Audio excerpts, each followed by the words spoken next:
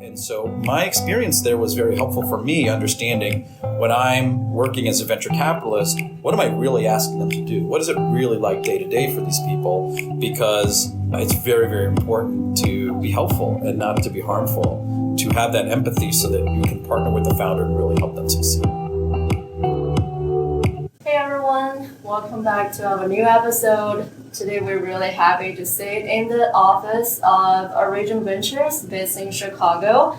And we're really happy to have Jason Heltzer as our nice guest speaker. Jason is a general partner of Adjunct Ventures. Before that, he began his career in venture capital in 2001. He is also a professor at Chicago University, teaching venture capital courses. Before joining Adjunct Ventures, he was a general partner at OCA Ventures. He started his career as a software engineer at Deloitte. He also led engineering and business team at One First Up, a San Francisco-based startup. So I'm really happy to have Jason today. To begin with, I wonder, Jason, could you tell us a little bit more about yourself? Sure. So I grew up in the suburbs of Washington, D.C.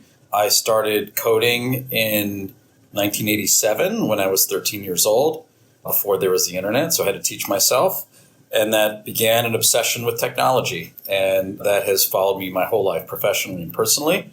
I got a CS degree from Michigan, as you said. I was a year behind Larry Page and made friends with my college friends and not Larry for some reason. But in any event, he's gone on to do some fun things. I then spent the early part of my career as a software engineer, as you mentioned, and then I got into venture capital after business school, and I've been doing that for 22 years now. Yeah, so you mentioned that you started coding to your only 13 years old, and you chose CS degree in Michigan. So does your interest in video games directly trigger your choice to Michigan's degree in CS? Yeah. So I was one of those people that knew what I wanted to major in college when I was 13, which is unusual. But I was teaching myself and I was struggling because there were no resources for someone like me. Today there are coding camps. You can learn online. There are lots of ways to learn how to code. Whereas then I had to struggle myself. And so I was very, very excited to take high school computer science classes. I was lucky that my high school at the time did that. That was not a usual thing in high schools in that time. But I was very, very anxious to get to college and learn how to code for real. And so I knew really early I wanted to do it. I applied only to colleges that had strong CS programs, and I was very lucky to get into Michigan. And I was talking to someone I met recently who went to an Ivy League school and got a CS degree around the same time and was jealous of my degree at Michigan because it did such a great job of balancing the practical, like how to actually code and how to build software for real, and the theoretical, things I still use today that are still relevant today of how people build software. So it was a really great experience for me overall. Yeah, so reflecting your time at UMich, so what do you think is the most fun or meaningful thing you did? Well, I was there during the Fab Five era of the basketball team, and so we went to the national championship when I was a freshman. Our football team was very good. We also went to some really great bowl games. They didn't have a championship back then. I was pretty spoiled as a freshman. Someone said, are you going to go to the Rose Bowl this year? And I said, no, I'll just go next year, not realizing that the team doesn't qualify for the most important bowl every year. But it was a really great experience. I made some lifelong friends there that we probably text multiple times a day today still after almost 96. We're not quite to 30 years yet, but we're knocking on the door. So it was a really great experience, both educationally, socially, and everything else. Yeah, sounds like you got the two most important things in UMich, one in CS and one in sports. Yes. After your software engineering career and you transitioned yourself to MBA at Chicago Booth, Yeah. So what makes you decide to go to business school at that time?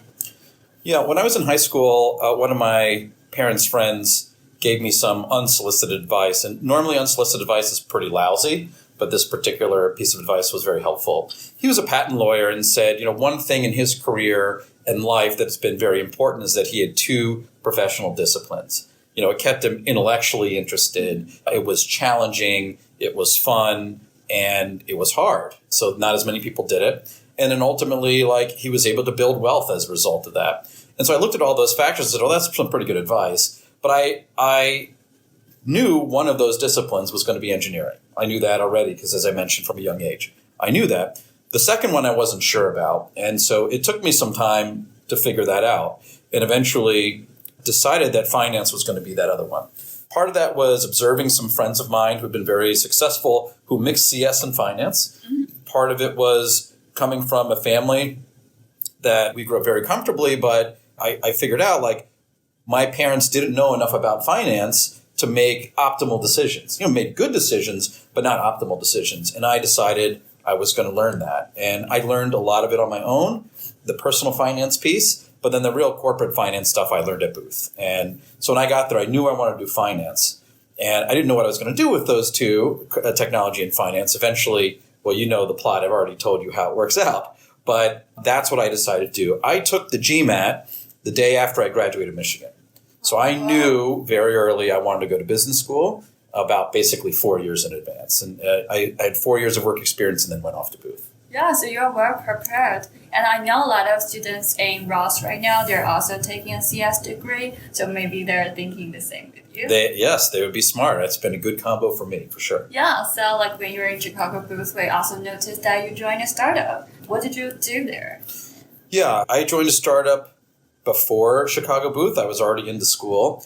And that was at a time where the dot-com craze was close to its heights. So it was really an amazing time to be in San Francisco. I was in San Francisco for a bit. And I was working at a startup as 80 people. And 5 of them, the most senior people at the company, were my friends from middle school. So they were really close friends of mine. One of them had been successful selling 2 companies already. He was not yet 20. So it was a really fun time to be out there. And then, of course, even though I was out there for a brief period, things started to melt down and companies started to run into trouble. And so I got to see both the height and the steep decline of the original dot-com era. So it was a really neat time to be out there. And I learned a lot. When I was a software engineer, I was mostly building for other people. And when I was at the startup, I was building for us. It was our product. It created a much different attitude for me when I knew it was my product. It was our product. And so building software in that environment was great. And then just seeing how a startup operated for real, winds up being a very important part of why I wound up going into venture capital, but more importantly, how I have empathy for founders. It is hard to build a startup.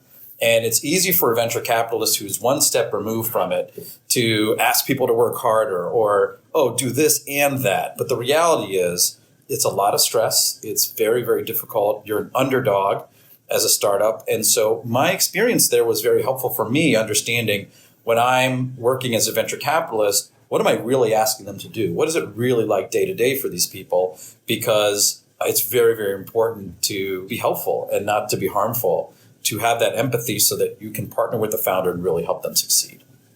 Yeah, definitely. I think at least 3 of our guest speakers on this podcast mentioned that being a founder is really helpful to be a good investor because, as you mentioned, the empathy and also what kind of values you can bring to your portfolio as a venture capital investor.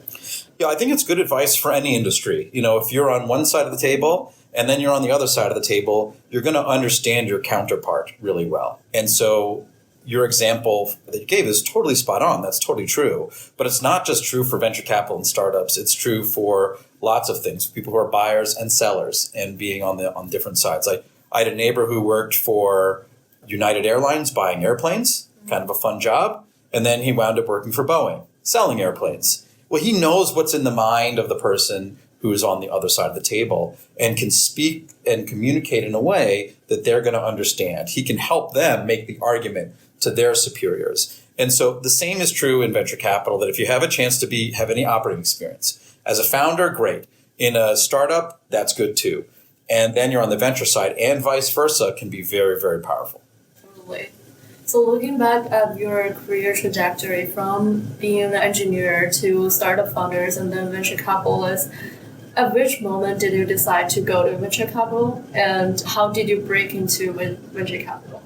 Yeah, good question. So at Chicago Booth, it was a real transformational experience for me, like in a lot of ways. Obviously, professionally, because I made a pretty significant career change. But personally, how I think about decision making, I can't say enough great things about Chicago Booth. I mean, the same thing about Michigan. That was a transformational experience. Chicago Booth, maybe even more so. And so I was exposed to lots of different careers and lots of different classmates who've done interesting things. And I knew a little bit about venture capital because I was in the Bay Area at the time that the dot-com era was ending. And so I knew what venture capital was generally. And when I got to Booth, I started to get exposed to more about what it was. And as I thought about it, and as career services helped us force to think about, hey, what are the things you like in life? Like what have been common themes that have been good about your professional experiences, your personal experiences, your nonprofit experiences? What has been things you haven't enjoyed? And they really forced us to enumerate all those things. And as I looked at that and reflected back on my career and what I wanted to do, I realized venture capital is a great fit for me. I could mix the technology and the finance. The things I liked about my previous job was like it was intellectually stimulating. It was hard.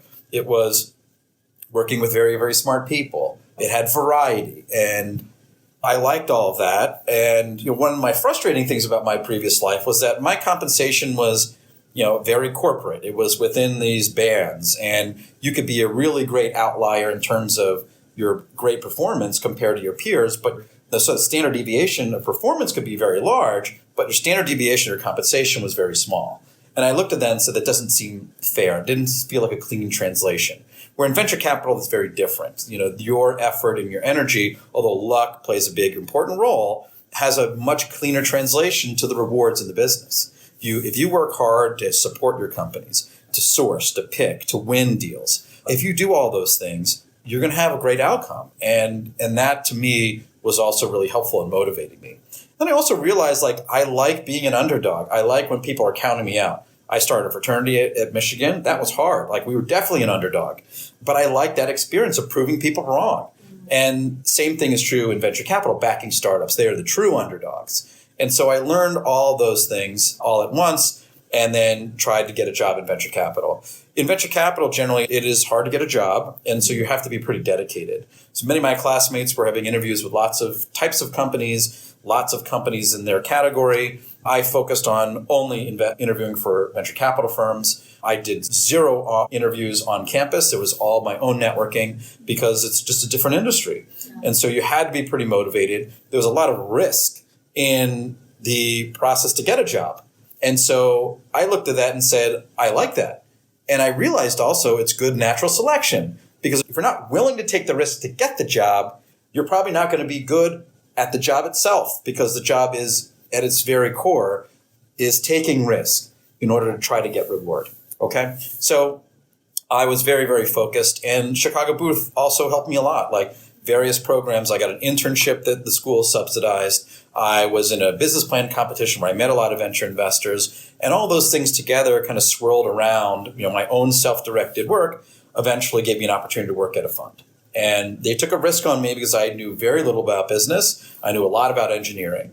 And so it turned out fine. I was an intern between years of business school, then joined them full-time. I was there for 13 years and became a partner. So I went from intern to be a general partner and then joined Origin about 9 years ago. So coming up on 10 years. That's the answer to your question about how I made the transition. That's great. I'm curious, how does your CS background and your experience as an engineer help you with your venture capital investment? Yeah, there are 3 things. One is structured analytical thinking.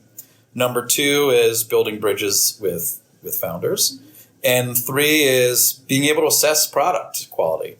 In product quality, one thing I recognize is that some of the things I learned at school are obsolete, right? It's not relevant anymore. But as I said, the underlying concepts of computer science, like how you think about input and output, for example, or how you think about storage, or how you think about networking, a lot of those things are still fundamentally true. The engineering process has changed a bit, but a lot of the fundamental parts of how you build software are still fundamentally true. And so I am mindful of my limitations on that, but at the surface, I can understand quickly if a product is well designed. The second thing I mentioned is probably the most important, which is that one of the things you want to do quickly with a founder is determine whether you have a good fit, a working relationship that's possible. And as I said, my job as a venture capitalist is to source deals, to pick the right deals, to win those deals, and to help them afterwards. And the partnership with the founder is critical, me being effective at all of these things, especially the last three. One of the things I can do with the technical founder is I am one of them. And so that empathy, that bridge, breaks down a lot of potential barriers, or it also helps build trust very quickly. And I'm able to convince them that I can assist them and in maybe some of the things they're not good at. So all those things I think are very, very important. Oh, I should have mentioned the first one, which is the analytical thinking.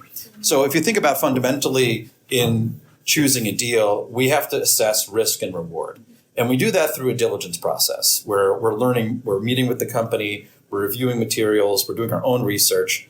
And the computer science degree really helps you think analytically, how to break down a problem, how to make processes efficient.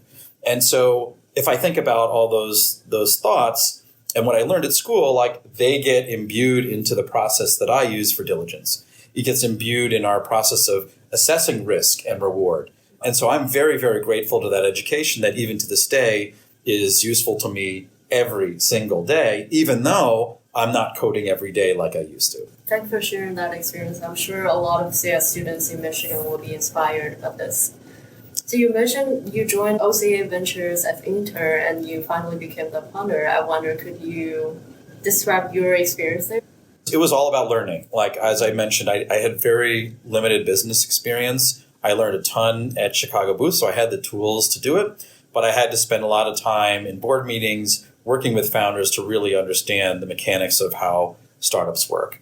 And so I would say, even to this day, I'm learning, right? Like, this is a business where you're constantly learning. And if you don't have the intellectual curiosity, it's not a good place for you to be, because you have to learn new industries. You have to learn new technologies. You got to meet new people. So I'm always learning. But back then, I would say that was the biggest thing that I accomplished was really understanding this business. And I decided at the beginning, I said to the partners, look, I'll take notes for every meeting. And that I did that for two reasons. One, primarily because it would allow me to get involved in every single deal, right? And number two, it would help the partnership in a way that was useful. But primarily that first one. And so it's kind of a selfish motivation. And it took some swallowing of pride, as they say, because I was an engineer. Engineers don't take notes in a meeting, as a secretary. Like, that's not what I would do. But that was not my attitude at all. Like, I basically said, this is a pathway for me to learn more. And so, again, that was a theme of my time there. And eventually, I did my own deals. Some of them were really successful. I'm very proud of that. And that was an important thing for me to prove to myself, too, that, despite coming from a very different industry and having a different mindset, I was successful at this business that was driven, finance business. And then I also proved to myself that I enjoyed it. Like, it was fun. Hard and very trying at moments, but it was fun to do it as a team. You have been with Origin Ventures since then. Origin Ventures is one of the venture capital firms that focuses on seed and Series A stage of business marketplace. Could you talk a little more, like why are you interested in this area? Yeah, for Origin, we've been around for 24 years. We're best known for being the first investors in Grubhub, in Cameo, Tavala, Talk, 15Five, Viho, many others. We invest behind a central thesis, and that is digital natives, so millennials and Gen Z, people of your age, have grown up with technology. And as a result, you have different preferences and expectations of the world than my generation, the generations that are older. Okay? And as a result, that has caused a wave of disruption where companies aren't prepared, whether it's in the workplace, whether it's in e-commerce, lots of other places have not been prepared for millennials and Gen Z to start to accrue more buying power, to take authority in companies. And so disruption is something that we love as venture capitalists, because what it does is it basically tips the scales. In what you typically have large incumbent companies that dominate a space, and all of a sudden you have a generation that wants to work very differently. Well, all of a sudden these products are obsolete. And now a startup has more of an advantage than it otherwise would against a well-funded large competitor. And those are the moments where we see asymmetric risk. And what I mean by that is the downside risk versus the upside risk is not symmetric. We can make a bet, make an investment in a company, and it has a bunch of inherent advantages against something that's well funded. That thesis has been very, very important for us. There are times where other funds will pass over a deal because they'll say, well, technology would have already penetrated that industry already. And we look at it and said, okay, well, that's true for some companies and that's true for some industries. But there are other industries where now millennials are taking over and they're going to buy everything online. Okay, they're not going to go to an auto auction 2 hours out of town on Wednesdays and Sundays to buy cars and to sell cars, which is the thesis for Backlot Cars. That's been very useful to us. That's why we do what we do. And we found that seed and Series A is an area that we know well. We can help those companies.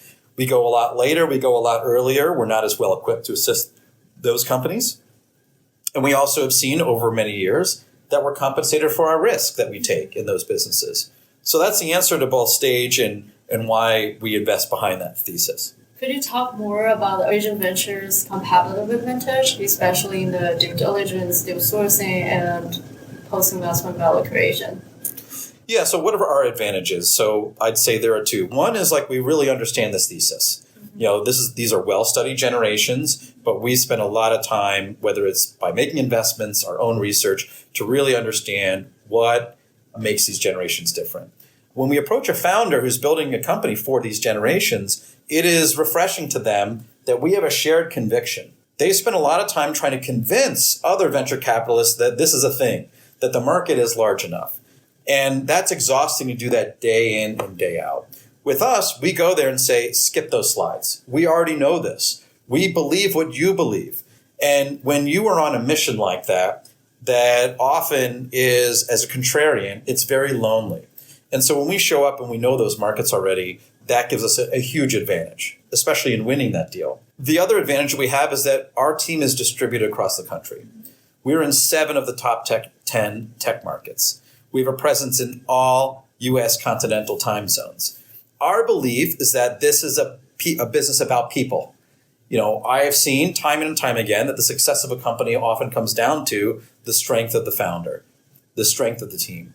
And our viewpoint is, because we now, through COVID, and even before COVID, we were using Zoom as a firm, we have shown that we can operate as a firm remotely. And we do lots of things. We have offsites where we meet in person once a quarter. We have lots of ways that we interact in person as a team.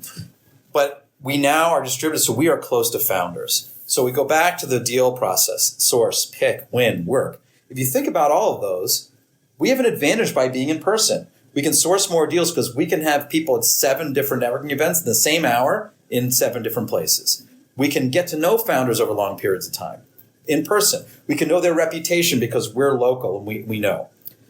In terms of picking and doing the diligence, again, we understand their reputation. We're in their markets. Winning the deal. If you ask a salesperson, is it better to sell over the phone and over Zoom, or is it better to sell to somebody in person? What do you think they're going to say? In person. So when we're trying to sell a founder, saying we're the right pick for you, doing that in person is much more effective. And then working the deals and helping the companies and supporting them, that really is enhanced when you're in person. I can go and see a founder in person and say, tell me what the problem is. How do we work and fix this? I can go to their offices and get a vibe of what the culture is like. Is the morale low or is it high? I can meet with the extended team and not just the founder to get more insight in how I can help the company or into a problem that needs to be solved or an opportunity that we have in front of us, and how do we execute. So if you think about those 4 parts, the distributed team has an advantage in all of those, as long as we can operate as a firm remotely, which we've proven that we can do. We talk a lot about founders, so I wonder, what is your assessment on the potential of founders? Do you prefer first-time founders or serial entrepreneurs? Ultimately, if I think about what we get right and wrong about deals, oftentimes what we get wrong is we have an opinion and viewpoint about a founder and we're wrong. It's hard to assess people. We've been doing it for 24 years as a firm. I've been doing it for 22 years as a person. I still going to make mistakes. It's hard. Again, we have an advantage by being distributed in the market, so we get to know them in lots of different environments, but it's still hard. So what do I look for?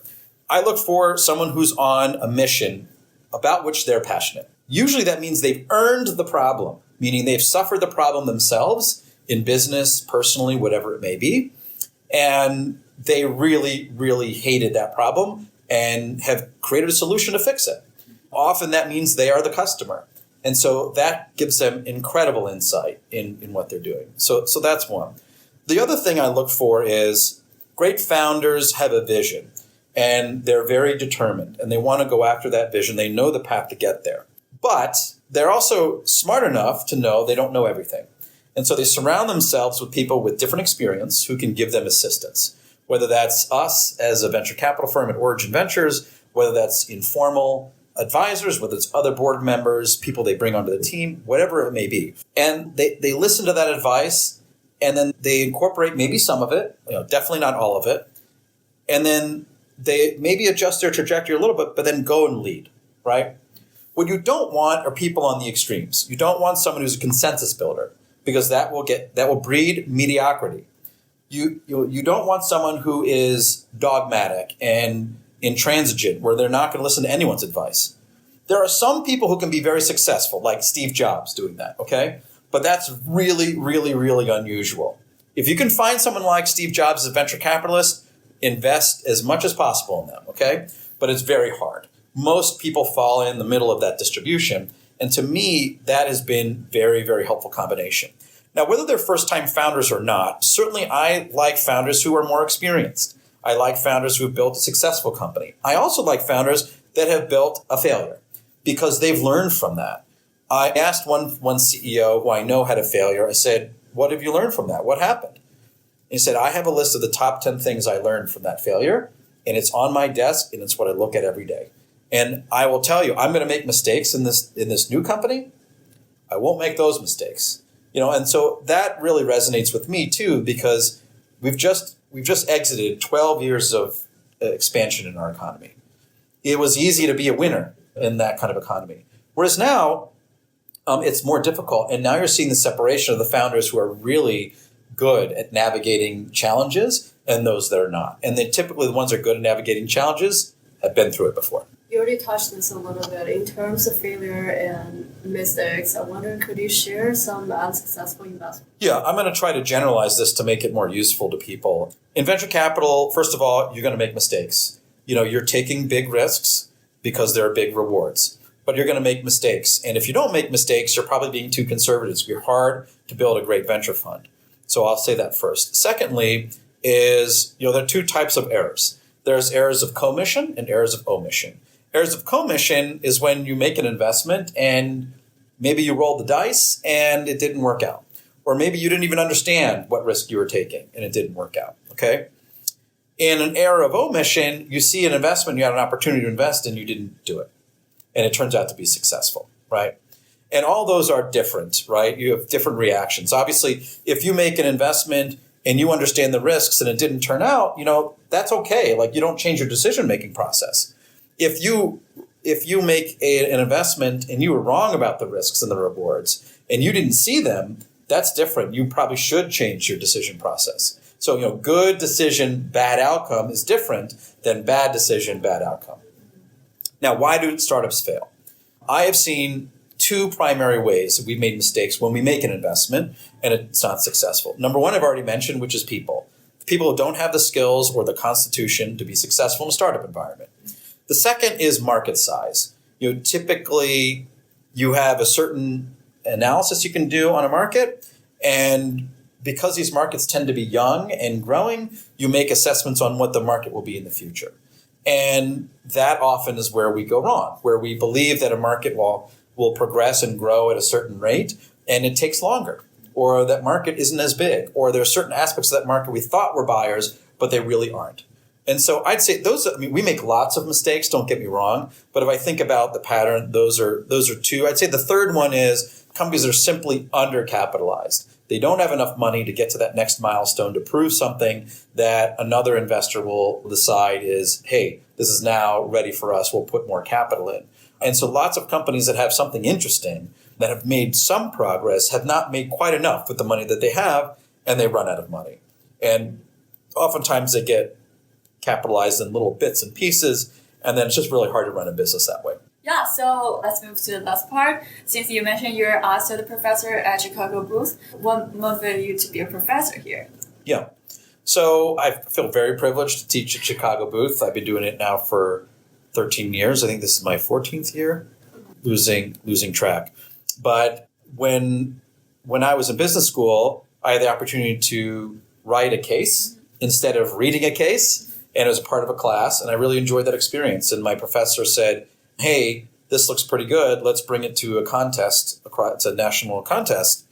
Actually, I competed against Michigan, which was kind of fun. And the case won the contest. So I was very excited. And she said, look, why don't you start teaching it as a guest lecturer in my class in the spring? So I said, great. So I did that as a student, and that was cool.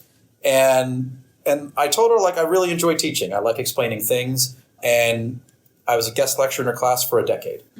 And at one point, she said, hey, I remember you told me you like to teach. Why don't you take over the class for me? And so I did. And it's been 14 years, which has been kind of crazy. But it's been a very rewarding experience. I've gotten to know my students. I keep in touch with a lot of them. Many of them have gone into venture capital. And it's been really, really a great joy for me to see them be so successful. Not necessarily because of me. Definitely not because of me, but because of just the great students that come through Booth. And so that's been fun. And over the years, the class has changed, and I've evolved it to students' level of knowledge of venture capital has increased because there are a lot more free resources that exist. But it's been, as I said, a really, really great privilege. Yeah, so I'm curious, in the introductory course, what's your advice to them in general who want to go to venture capital in the future? Well, if you go, I've got a blog on Medium, and there's a lot of pieces of advice. I won't get in the brief time we have today, but it is an industry that is very small, so the odds are long to get in the industry, but keep trying. I also tell people there's no prerequisite. You don't have to be an investment banker to become a venture capitalist. As I'm an example, I was a software engineer. There are lots of different backgrounds of how people get into venture capital. But what I would tell people is try to build out your experience and acquire as many skills that are useful to a venture capital firm as possible, that are useful to you assessing risk and reward, right? That's ultimately what you do, to source, to pick, to win, to work deals. If you can think about what skills are required to do that, that will be a good guide as you have stepping stones in your career over time. And so that's the advice I give to students. And continue to, these days you can also make some of these investments on your own. So, try making some of them on your own. They could be very, very small, like $100 on Republic, and start to build your own thesis. Start to build your own track record, and then eventually see, number one, if you like it. Number two, are you good at it? And number three, it gives you something to talk about in an interview. The last question will be, what do we should know in our shoes, like early 20s? I would have taken more risk. I'm odd in the sense that I've taken more risk as I've gotten older. It typically works the other way. But at a time when, you are in your 20s and you don't have a mortgage, you may not have a family that you're trying to support. You have a lot of flexibility where you can live. I would tell people to take that risk. Go work for a startup. Go try to get a job in venture capital. Make some investments if you can. And try to learn about those types of industries if you have an interest. Because it's a lot easier to work those long hours, to work for less pay and more equity, more ownership in companies. And so that would be my one piece of advice I would give to myself. Just take bigger risks and see what you can learn. And then the other piece, which I think I definitely imbued, which was learn. Optimize everything for learning, not for compensation, not for where you live. Do it for learning. And if there's any point in your career where the learning starts to peak and starts to slow down, that second derivative is negative, that's a time you start to sit back and contemplate a change. For me, that was going to work for a startup. For me, that was going to school at Chicago Booth. And for others, it's going to be other career changes. But when that pace of learning starts to decelerate, that is time to make those changes. At the end, we have 3 questions that we'll ask each guest speaker. This is a rapid fire question. All right, I'm ready. Ready? Okay. The first one is, of all the movies that you have watched, which is your favorite one? I know you're probably referencing, I've seen every Best Picture movie, because we talked a little bit about this, and that was a fun exercise. But my favorite movie actually is not a Best Picture winner. It is Shawshank Redemption. And I will argue with anybody why that movie is better than any others. Okay, next one. Okay. What is your favorite game? Yeah, I'm going to give you two answers. Well, a couple answers. Right now, my favorite game is Polytopia. It's a really great game. It is a reduced version of Civilization, which is one of my favorite games when I was your age. But the game that really got me hooked on video games is called King's Quest, which was back in the late 80s and early 90s, which was an awesome non-linear game, which was so much better than anything else that was out there. And so that still has a place in my heart because of how it got me on this path. Sounds fun.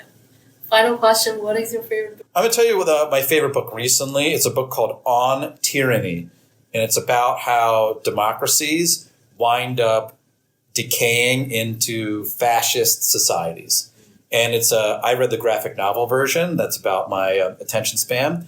And it's a really great book, and it's really, I say, prescient for things that that are going on in the world today.